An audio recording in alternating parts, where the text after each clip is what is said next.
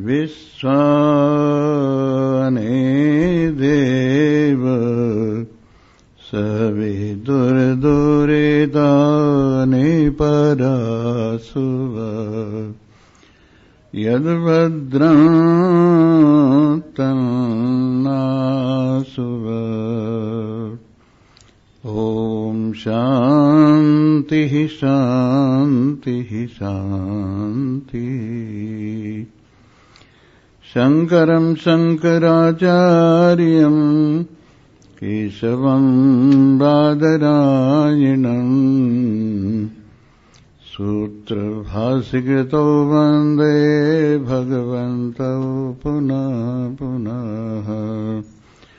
ईश्वरो गुरुरात्मेति मूर्तिभेदविभागिने व्योमवद्व्याप्तदेहाय दक्षिणामूर्तये नमः।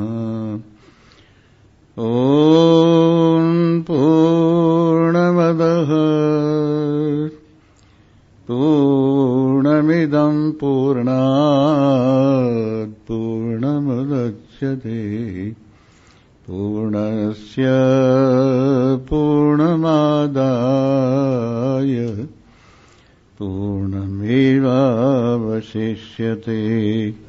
ॐ शान्तिः शान्तिः शान्तिः। बोलो सच्चिदानंद भगवान की जय। उपस्थित परिपूर्ण सर्वव्यापक रसस्वरूप नारायण के रस के चाहने वाले मधुप वृंद, श्रुति के पुष्पों के माध्यम से निरंतर निकाल निकाल कर वेदांत रूपी आत्मज्ञान रूपी रस के पिपासु भ्रमरविंद, निरंतर आत्मरूपी कमल में निवास करने वाले आत्मरस का पान करने वाले मधुप वृंद, आइए आपका अपना प्रतिदिन का रस भरा भोजन आपको परोसा जाता है। आप लोग जरा जरा सा आगे को हो जाओ, थोड़ी थोड़ी। हाँ, पीछे वालों को भी तो थाली लगेगी। जी हाँ, बोलो सच्चिदानंद। हाँ, आइए, बी रेडी, तैयार हो जाइए। किस बात के लिए? मधुर मधुर रस का पान करने के लिए, समस्त नीरसताओं से दूर होने के लिए, समस्त बेचैनी अशांति कष्ट क्लांति से दूर होने के लिए आइए इस रस का पान कीजिए, जिस रस से सारा संसार भरा हुआ है।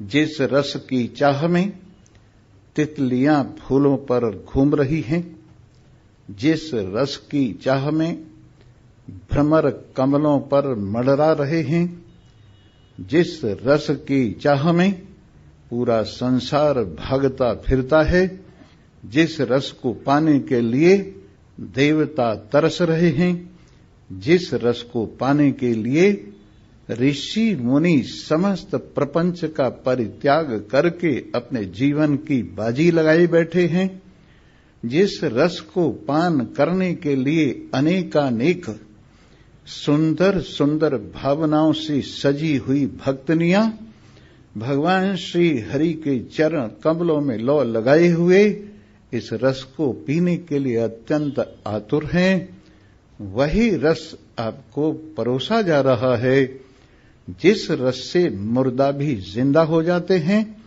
जिस रस से जो जीवन रहित जीवन है उनमें जीवन आ जाता है, जिस रस से अपने आप में अशांति दूर भाग जाती है और सब प्रकार से आपका मूड ठीक हो जाता है। आइए इस रस को पीजिए। सर्वस्य चाहम हृदय सन्निविष्टो, सभी के हृदय में बैठा हुआ हूं। घट घट मेरा साइया, सोना घट नहीं कोई। बलिहारी ता घट की, जा घट पर घट होए। घट घट मेरा साइया, मेरा स्वामी, सबका स्वामी, सबके प्रत्येक के हृदय में विराजमान है। पर बलिहारी जाएं उस जीवन के ऊपर, न्योछावर हो जाएं उस जीवन के ऊपर जिस हृदय में ये प्रकट हो गया है। पर कैसे प्रकट होता है? विवेक से प्रकट होता है। और विवेक कहां से मिलता है? बिन सत्संग विवेक न होई, राम कृपा बिन सुलभ न सोई। बिन सत्संग विवेक न होई, राम कृपा बिन सुलभ न सोई। ये विवेक सत्संग से प्राप्त होता है और ये सत्संग भी भगवान की कृपा से मिलता है। पामदेव एहि मार्ग सोई, जापे कृपा राम की होई। इस रास्ते में उसी के पग आते हैं जिस पर भगवान की असीम कृपा होती है। और जब तक भगवान की कृपा न हो, हृदय के अंदर तितीर्षा पार होने की इच्छा नहीं होती और ना इधर कोई आता है। इसलिए जब तक बुलाए न यार, कोई आ नहीं सकता। जो आ गया एक बार, वो फिर जा नहीं सकता। जब तक न चाहे यार, कोई आ नहीं सकता। जो आ गया एक बार, वो फिर जा नहीं सकता। भगवान की असीम कृपा का पात्र, नजरे इनायत परमात्मा की जिसके ऊपर हुई है, वही यहां आ सकता है। कौन आ सकता है? मोहि कपट छल छिद्र न भावा, निर्मल मन जन सोई मोहि पावा। सरल स्वभावना मन कुटिलाई, यथा लाभ संतोष सदाही। जब किसी के हृदय में छल कपट नहीं होता, हृदय साफ हो, तो भगवान प्रकट हो जाते सब में। कोई भी अपने हृदय को स्वच्छ करे, वही निर्मल मन के दर्पण में वो राम के दर्शन पाएगा। जो कोई अपने इस दर्पण को बिल्कुल शुद्ध बनाएगा, मन के दर्पण में वो फिर राम के दर्शन पाएगा। तो मोह कपट छल छिद्र न भावा, मुझे कपट छल छिद्र अच्छा नहीं लगता। हमारे राम परम निर्मल मर्यादा पुरुषोत्तम भक्त हृदय निवासी, भक्त हृदय वत्सल, त्रिलोकीनाथ, अखिल ब्रह्मांड नायक सरल पुरुषों पर कृपा करते हुए चले आ रहे हैं। जब वो गंगा पार उतरने की इच्छा से गंगा के किनारे पर आए तो उन्होंने केवट को कहा, भैया मैं गंगा के पार जाना चाहता हूं। ये मेरी धर्मपत्नी जानकी जी हैं, ये मेरे छोटे भाई लक्ष्मण हैं, हम तीनों गंगा के पार जाना चाहते हैं। हमारे ऊपर कृपा कीजिए, हमें पार उतार दीजिए। बोले, हां जी उतार दूंगा, मैं तो यहां पार उतारने के लिए ही बैठा हूं, पर मैंने एक बात सुनी है। बोले, क्या बात सुनी है? कि तुम्हारे चरण कमलों में एक धूली ऐसी है जिसको स्पर्श करके पत्थर की अहिल्या, जो पत्थर की बनी पड़ी थी, वो वास्तविक स्त्री होकर उड़ गई।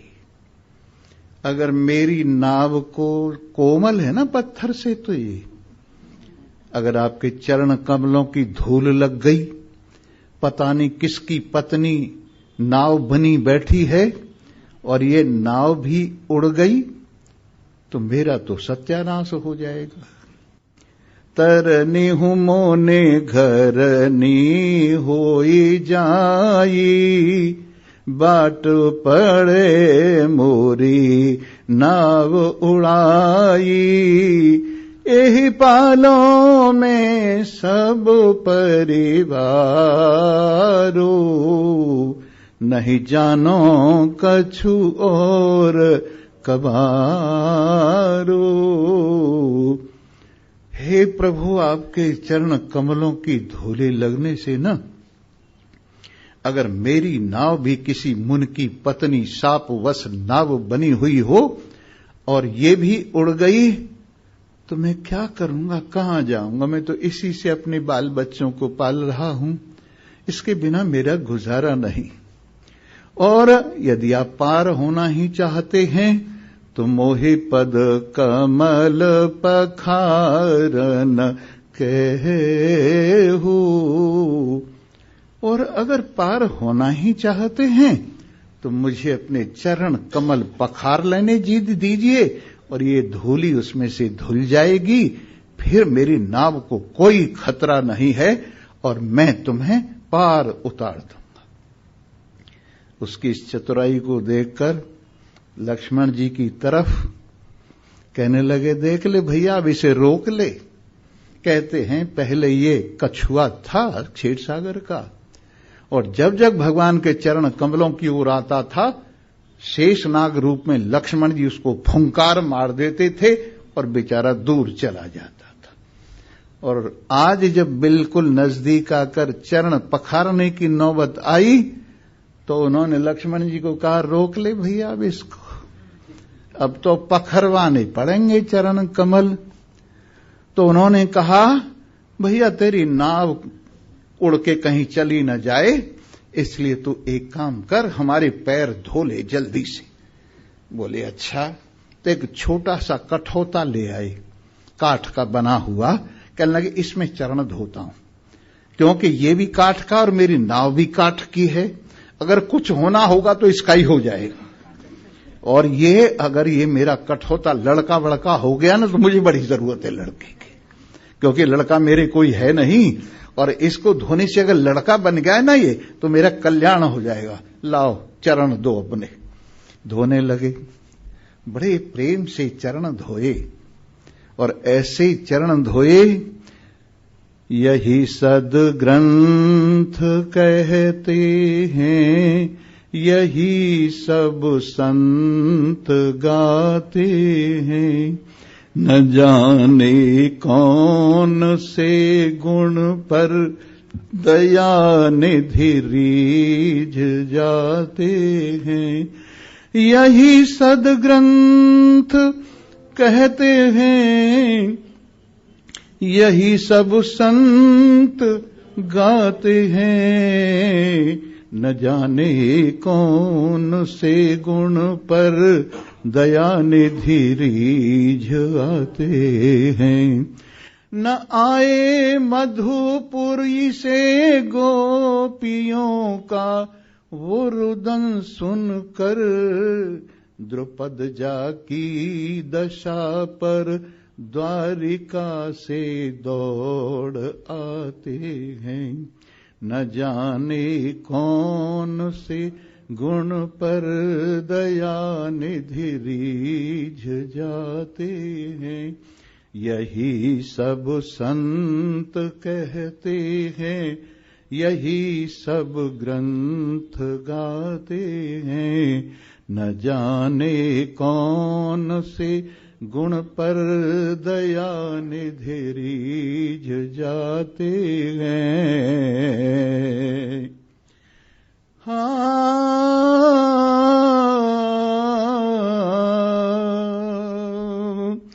न पहुंचे दुशासन के घर निमंत्रण निपु सुयोधन का।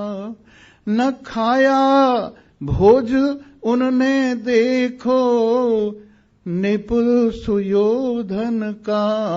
विदुर के घर पहुंच कर भोग छिलकों का लगाते हैं। न जाने कौन से गुण पर दया निधि रीझ जाते हैं। न जाने कौन से न रोए बन गमन में सी पिता की वेदनाओं पर। न रोए बन गमन में सी पिता की वेदनाओं पर।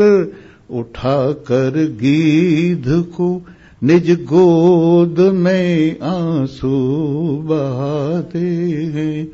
न जाने कौन से गुण पर दया निधि रीझ जाते हैं। जानकी जी की रक्षा करते करते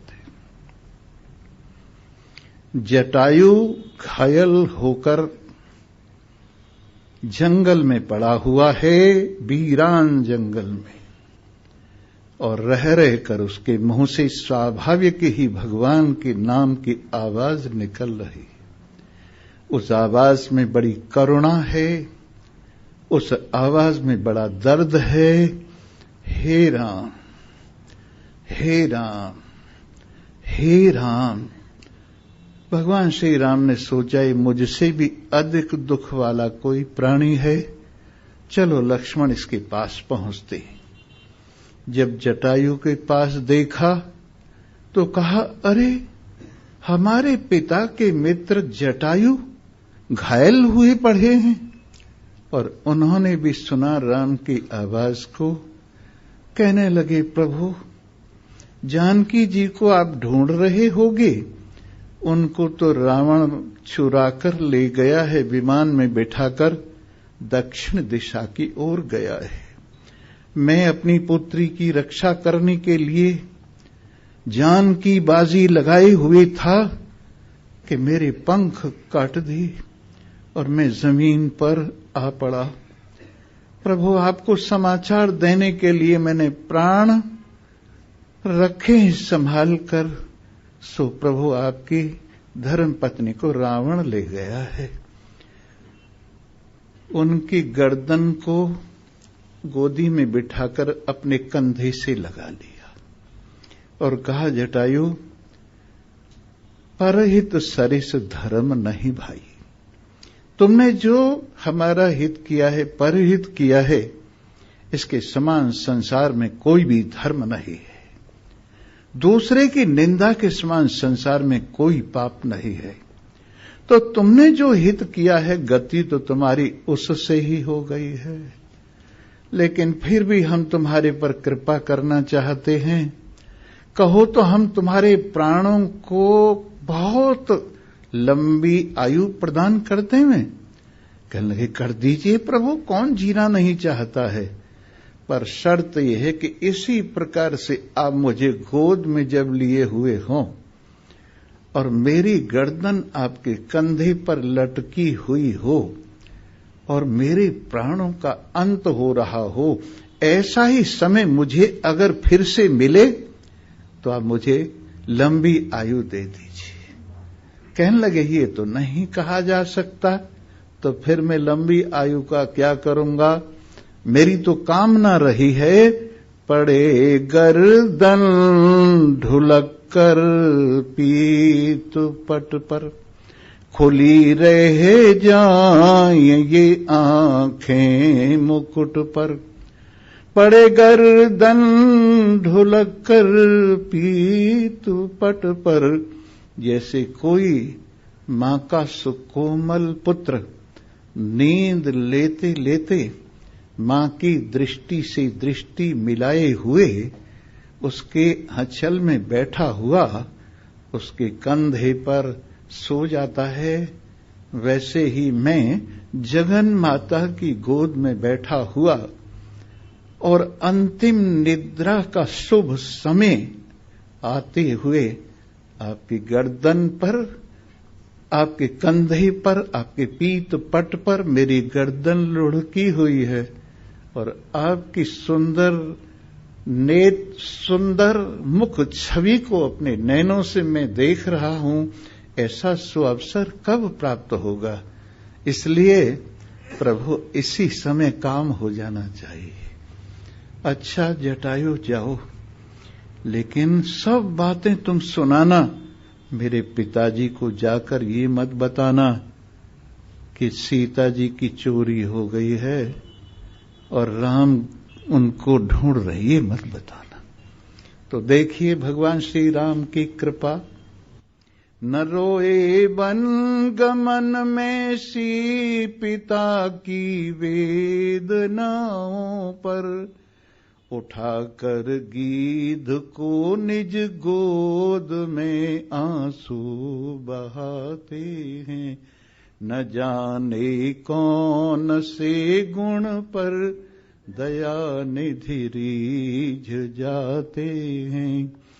कठिनता से मिले बिंदु, कठिनता से मिले बिंदु चरण धोवन विधि हर को, वो चरणोदक स्वयं केवट के घर जाकर लुटाते हैं। यही सद्ग्रंथ कहते हैं, यही सब संत गाते हैं। न जाने कौन से गुण पर दया निधि रीझ। हृदय सर्वस्व, सबके हृदय में बैठा हुआ, प्रकट होने के लिए आतुर हो रहा हूं। कानों के माध्यम से भगवान के गुणानुवाद सुने जाते हैं जब, तो हृदय में बैठे हुए राम जी उछलते हैं। जब भगवान की कथा सुनी जाती है और ज्ञान अंदर अंदर पर्दा खोलता हुआ भगवान के सन्मुख मन होता है, तो भगवान पर्दे में से निहारते हुए कृत्य कर देते हैं। ऐसे परम दयालु, ऐसे परम कृपालु, सबके हृदय में बैठे हुए सबका कल्याण करने के लिए प्रकट हो रहे हैं, जागरूक हो रहे हैं और कह रहे हैं, मुझे पहचान, तेरे हृदय में हो। अरे मोहे कहाँ ढूंढे बंदे, मैं तो तेरे पास में।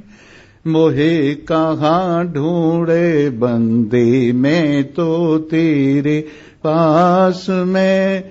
मैं तो तेरे पास में, मैं तो तेरे पास में। मोहे कहाँ ढूंढे बंदे, मैं तो तेरे पास में। खोजी होई तुरत मिल जाऊं, एक पल की तलाश में। खोजी होई तुरत मिल जाऊं, एक पल की तलाश में। मोहे कहाँ ढूंढे बंदे, मैं तो तेरे पास में। मोहे कहाँ ढूंढे बंदे, मैं तो तेरे। सबके हृदय में विराजमान, सबके हृदय को धड़काते हुए, सबके हृदय में प्रेम जगाते हुए, सबके हृदय में भक्ति जगाते हुए, सबको ज्ञान प्रदान करते हुए विराजमान है। जरा आप भी सुनिए आवाज, इस दिल के तुम नजदीक जरा से आओ। आपके हृदय में हृदय सर्वस्व, सबके हृदय में विराजमान, सबके हृदय को धड़काने वाले, सब एक के हृदय का धन कह रहे हैं, आओ। कहां घूम रहे हो? अपने ही दिल के नजदीक।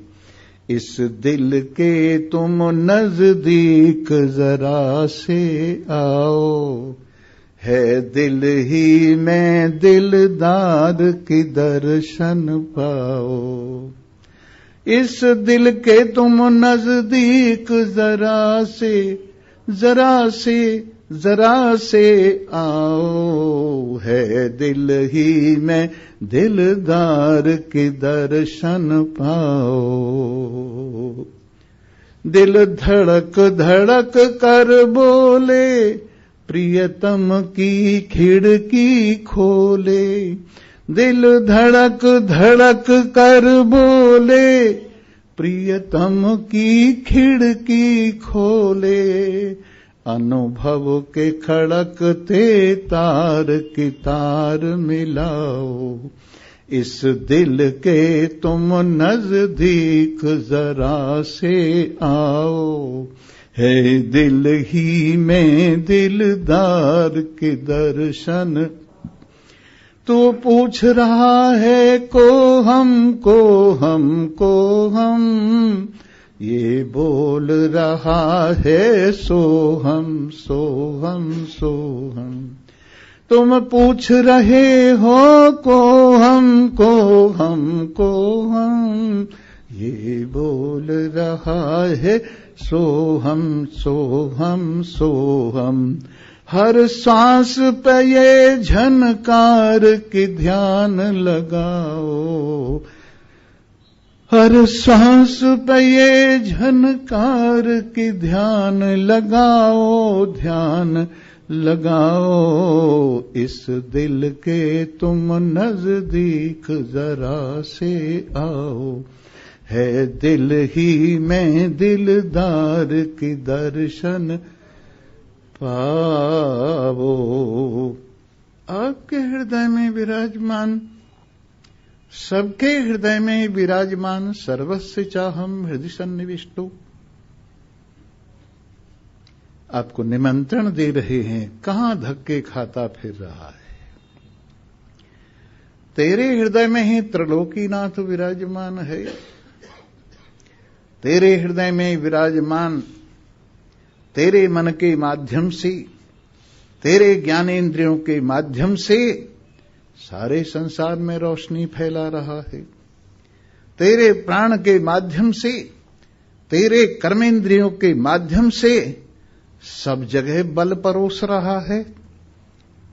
इस तरह से प्राण के माध्यम से, कर्मेंद्रियों में से होकर बल परोस रहा है, और मन के माध्यम से, ज्ञानेंद्रियों में से होकर ज्ञान परोस रहा है।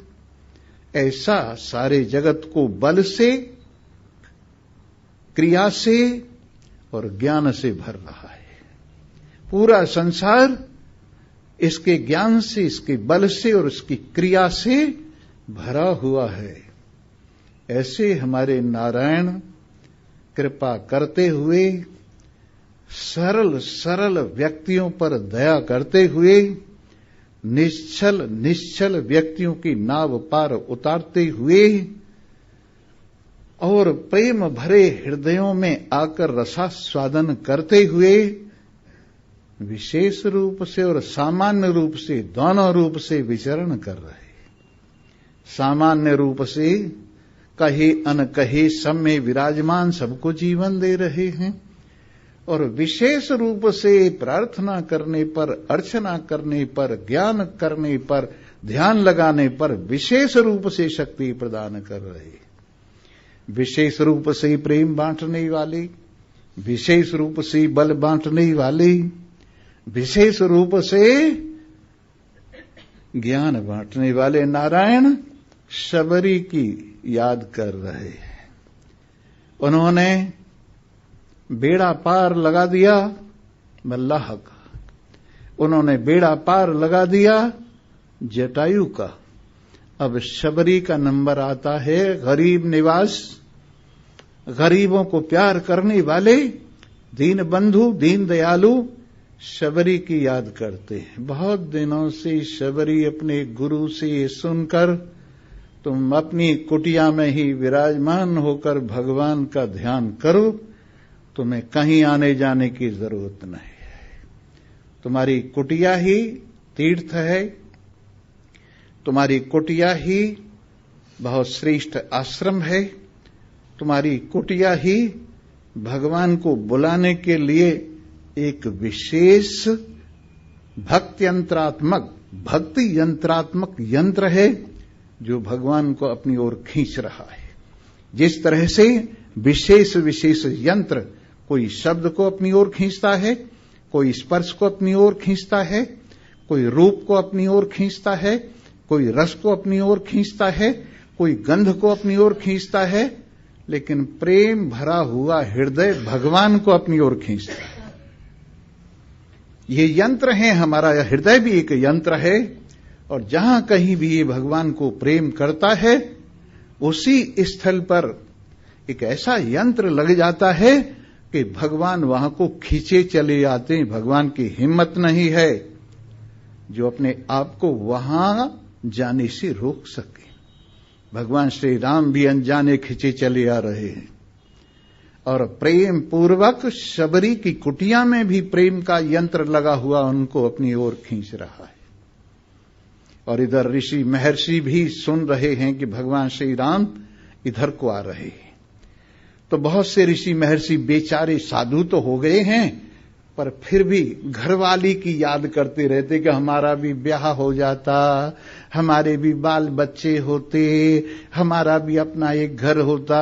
मेरे बारे में मत सोचिए तुम कहीं ऐसा कि स्वामी जी ये सोचते हो। ये सब तुम बाल बच्चे हो, सारा संसार घर है और इस तरह से मुझे तो तुमने सोचने के लिए छोड़ा ही नहीं है, इतने बाल बच्चे हो गए हो।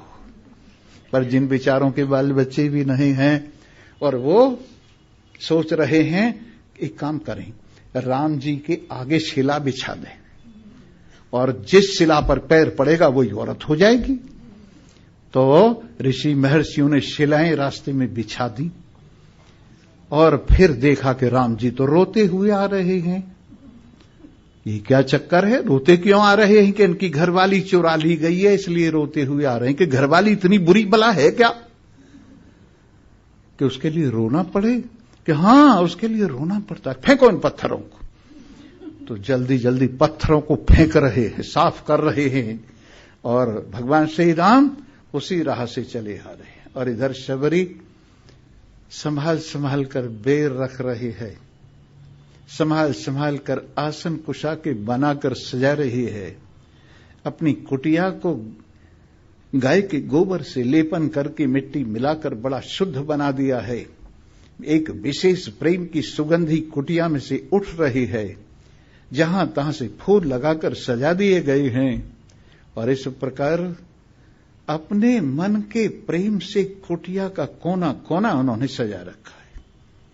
भगवान श्री राम किसी ऋषि महर्षि के आश्रम में नहीं गई, सीधे ही शबरी के आश्रम में पहुंची। शबरी ने जैसे ही देखा कि भगवान मेरी ही कुटिया में आ रहे हैं, बावली हो गई। ध्यान नहीं रहा क्या करना है क्या नहीं करना है। जैसे तैसे आसन बिछाए और आसन पर भगवान श्री राम लक्ष्मण जी को बिठाया और उसके बाद उनको निहारने लगी कि मेरा सौभाग्य, मैं रूपहीन बुढ़िया और भगवान श्री राम सबको छोड़ के मेरे यहां आए हैं, मेरा बड़ा सौभाग्य है। हाथ जोड़कर जो बेर संभाल के रखी थी वो परोसी और कहा प्रभु भोग लगाइए। भगवान भोग लगाते हैं, लक्ष्मण जी इतराते हैं इस बुढ़िया के झूठे बेर खाएंगे, पीछे फेंकते गए और वही बाद में संजीवन बन के उनके काम आई। वही बेर खाने ही पड़े। भला भक्त के बेरों को कौन निरादर कर सकता है, पर अब मुंह बना के यूं यूं करते गए और राम जी बड़े प्रेम से भोजन करते रहे। प्रभु आप क्या चीज देखकर मेरे पास आ गए, मुझ में क्या विशेषता है? तो भगवान श्री राम कहते हैं, एक शब्द बहुत सुंदर प्रयोग किया है, भामिनी। भा माने तेज, जो तेज से संयुक्त है, अत्यंत सौंदर्य से संयुक्त है, अत्यंत रूप से संयुक्त है, अत्यंत यौवन से संयुक्त है, ऐसा भामिनी शब्द भगवान श्री राम ने कहा। कहें रघुवर सोन भामिनी बाता, कहें रघुवर रामा, कहें रघुवर सोन भामिनी बाता, मानो एक भक्ति करनाता,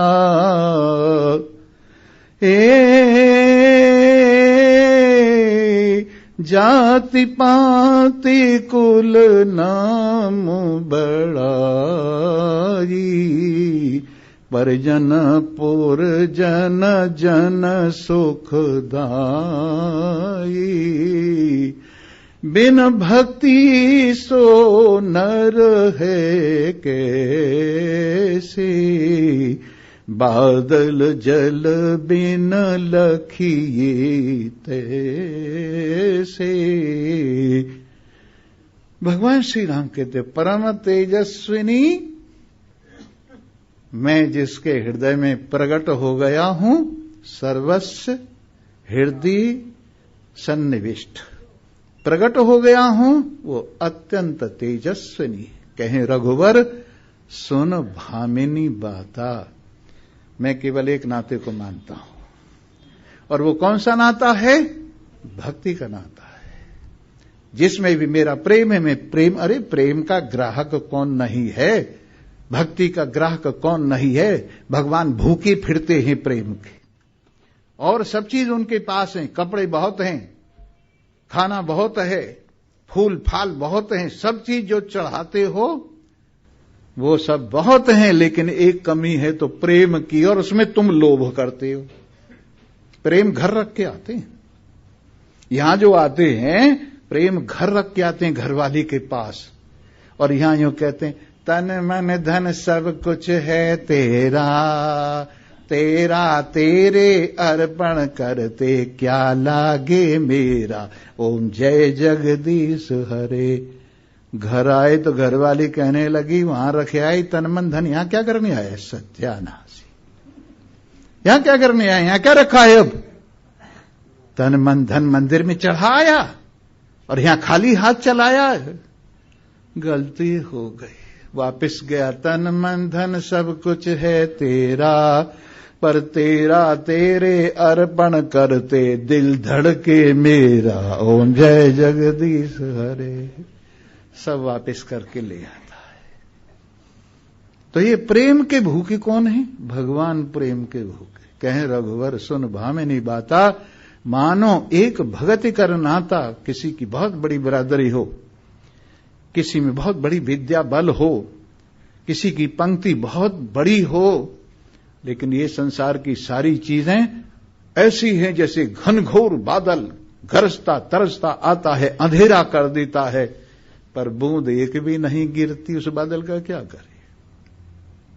तो उसी प्रकार से किसी के अंदर किसी की बिरादरी बहुत बड़ी हो, किसी के अंदर विद्या बल खूब हो, किसी का कुल बहुत बड़ा हो, किसी के पड़ोसी बहुत बड़े हों, किसी से भी जान पहचान हो, अगर प्रेम नहीं है तो बिना बूंद के बादल है। हां शबरी, एक बात बताऊं, मैं भूल गया, तेरे लिए मैं एक चीज बांध के लाया हूं गांठ में। क्या चीज है? बड़ी मुश्किल से लाया हूं, किसी को नहीं दी मैंने, मैं तेरे लिए ही लाया हूं। जैसे यहां प्रसाद को छुन्नू मुन्नू के लिए ले जाते हैं ना, वैसे ही मैं एक प्रसाद तेरे लिए लाया हूं, रख के अपनी गांठ में बांध के। कौन सा प्रसाद है प्रभु? कहने लगे सुन, नवधा भक्ति कहो तो ये पाई, सावधान सुन धर मन माही। मैं तेरे लिए नवधा भक्ति की विशेष जड़ी बूटी इकट्ठी करके अपने हृदय में बांध के लाया हूं, और ले ये ले। किसी को नहीं दी मैंने ये चीज, केवल तेरे लिए संभाल के रखी है, क्योंकि तू मुझे बहुत प्रेम करती और मैं भी तुझे। यो यथा प्रपद्यन्ते तांस तथैव भजामि हम। जो जिस भाव से मुझे भजता है मैं भी उसको उसी भाव से बसता हूं। प्रभु क्या क्या है इसमें कि सुन, प्रथम भगति संतन कर संगा, दूसरी रति मम कथा प्रसंगा, गुरुपद पंकज सेवा, तीसरी भक्ति अमान, चौथी भक्ति मम गुण गण, करे कपट तज गान, सियावर रामचंद्र की। सबसे पहली भक्ति प्रथम भगति संतन कर संगा। सबसे पहली भक्ति सत्संग, संतों का साथ है। सबसे पहली भक्ति शुरुआत यहीं से, सत्संग से ही कल्याण की शुरुआत है, सत्संग से ही ज्ञान की शुरुआत है, सत्संग से ही भक्ति की शुरुआत है, सत्संग से ही सदकर्म की शुरुआत है। त्रिवेणी सत्संग से प्रकट होती है, जिसमें ज्ञान की सरस्वती है, कर्म की यमुना है और भक्ति की गंगा है। ये सरस्वती कहां से प्रकट होती है? सत्संग से। चलता फिरता तीर्थराज है ये, हर जगह पहुंच जाता है, और जहां पर विश्वास का बट वृक्ष है, ऐसा ही चलता फिरता सत्संग रूपी प्रयाग। इसके लिए कहते हैं प्रथम भगति संतन कर संगा, दूसरी रति मम कथा प्रसंगा। और दूसरी भक्ति है मेरी कथाओं में प्रेम होना। स्वामी जी वो हमारा काम ठीक सा नहीं चल रहा है, आशीर्वाद दे दो, हमारे काम की गाड़ी तेज दौड़ने लगी। प्रभु मैं तो झोली पसार के आपके पास आई हूं और कहां जाऊं, मेरे संतान नहीं होती, बेटा नहीं होता, एक बेटा डाल दो ना मेरी गोद में। और इस तरह से कोई धन की कामना से आता है संतों के पास, पर ये संतों का सदुपयोग नहीं, ये संतों का सदुपयोग नहीं है। सदुपयोग क्या है? भगवान की कथा सुनना, संतों के पास जाकर, ये संतों का सदुपयोग है। अगर संतों का सदुपयोग करना चाहते हो तो भगवान की कथा सुनो। कौन से? प्रभु हमें ज्ञान दीजिए, प्रभु हमारा कल्याण कीजिए। तो प्रथम भगति संतन कर संगा, दूसरी रति मम कथा प्रसंगा। दूसरी भक्ति क्या है? मेरी कथाओं में प्रेम होना, मेरी कथाएं सुन सुनकर रोंगटे खड़े हो जाना, मेरी कथाएं सुन सुनकर आंसुओं की आंखों में टप टपाने की स्थिति हो जाता। ऐसी रति रुचि होवी। और गुरुपद पंकज सेवा तीसरी भक्ति अमान। अभिमान को दूर करने के लिए बहुत जरूरी है पात्रता। जहां अभिमान है वहां पात्रता नहीं, लेकिन जहां अभिमान दूर हो गया है वहां पात्रता है। इसलिए पात्रता के लिए अभिमान दूर होना चाहिए। और वो कब दूर होता है? महान पुरुषों के चरण कमलों की सेवा करो। और किस लिए? अभिमान से रहित होकर करो। क्यों स्वामी जी, हमने आपको पिछली साल भोजन कराया था? मैंने कहा यार मुझे तो याद नहीं रहा, तू बड़ा संभाले हुए है।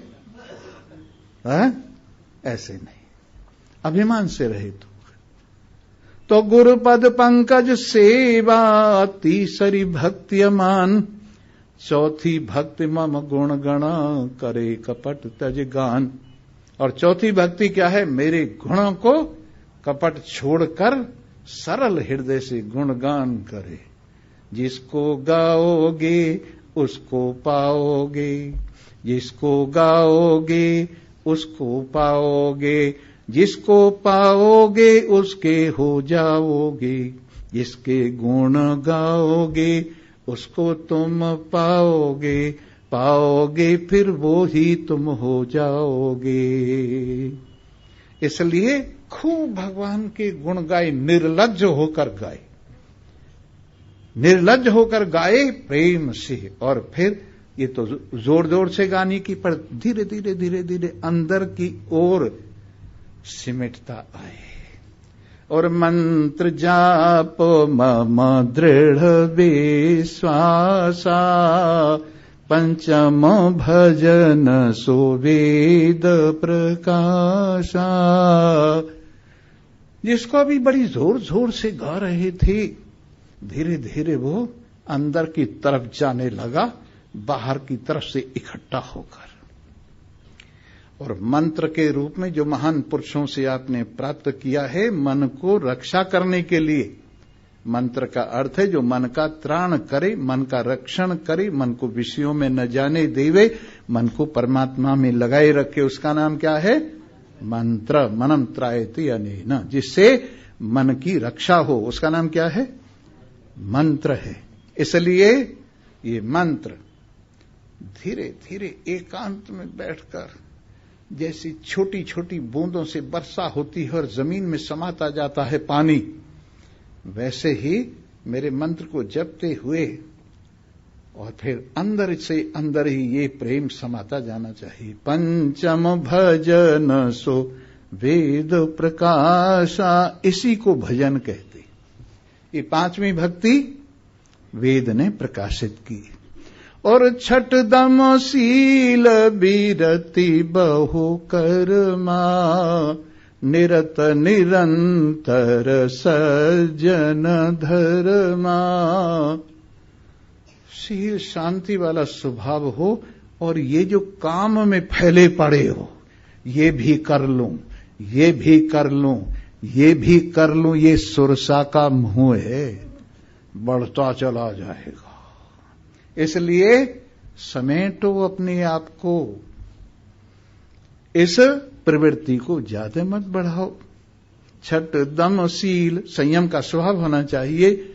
विरति बहु कर्मा, बहुत से काम धंधों से वैराग्य लो, निकालो समय, परमात्मा के चरणों में लगाओ, निकालो समय, कथा में लगाओ, निकालो समय, स्वाध्याय में लगाओ। छठ दम शील विरति बहु कर्मा, निरत निरंतर सज्जन धर्मा। सज्जन पुरुषों के जो धर्म हैं उनको बढ़ाओ अपने अंदर। और सातम सब मोहि में जग देखा, मोते अधिक संत कर लेखा। सातवीं भक्ति है सब में मुझे देखे, और संतों में मुझे विशेष रूप से देखे, क्योंकि सारी दुनिया मेरा घर है और संत मेरी बैठक है, ड्राइंग रूम है। सारी दुनिया मेरा घर है, पर संत क्या है? ड्राइंग रूम है, इसमें विशेष देखे। सातम सब मोहि में जग देखा, मोते अधिक संत कर लेखा। संतों को मुझसे ज्यादा माने। क्यों? ये चंदन खड़ा खड़ा सूख जाता, ये हवा ही है जो चंदन का प्रभाव बताती है कि चंदन ये है। समुद्र वहीं सूख जाता अगर बादल न होते, बादल आकर बताते हैं कि समुद्र ये है। उसी प्रकार से संत क्या हैं? ये हवा हैं। और भगवान क्या हैं? चंदन हैं। संत क्या हैं? ये बादल हैं। और भगवान क्या हैं? ये समुद्र हैं।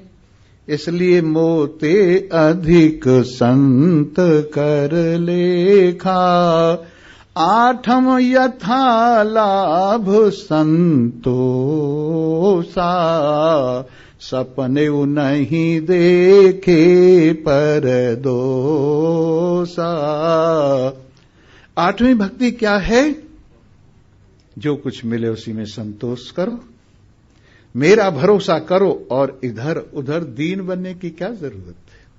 मोर कहाए करे नर आशा, मेरा कहला कर भी संसार की आशा करता है तो मेरे ऊपर भरोसा नहीं। नवम सदा सब सन छलहीना, मम भरोसा ही हृदय नदीना। और नवमा है सबसे छल रहित व्यवहार करना, किसी से छल छिद्र न करे, सब में मुझे देखे। और इस तरह से ये नवधा भक्ति है। नौ में जाके एकहु होई, नारी पुरुष सचराचर कोई।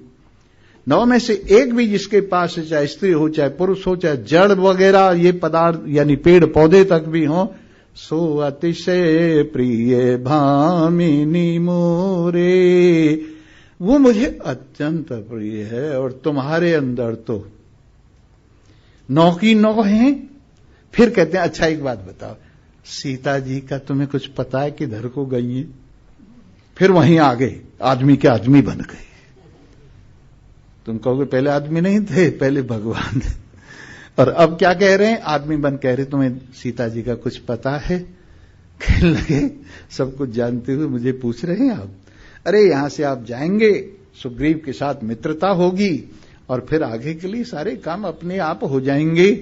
तो इस प्रकार सर्वस्य हृदय सन्निविष्टो मत्त स्मृति ज्ञानम अपोहनम च, मुझसे ही सबकी स्मृति है, मुझसे ही सबका ज्ञान है। ये बात मैं कल को बताऊंगा। ये श्लोक 4 दिन के लिए, एक एक पाद इसका एक एक दिन के लिए है। इन्हीं शब्दों के साथ आप सभी का धन्यवाद है। सर्वे भवन्तु सुखिनः, सर्वे सन्तु निरामया, सर्वे भद्राणि पश्यन्तु, मा कश्चित् दुःखभाग् भवेत्। ओम शांति शांति शांति।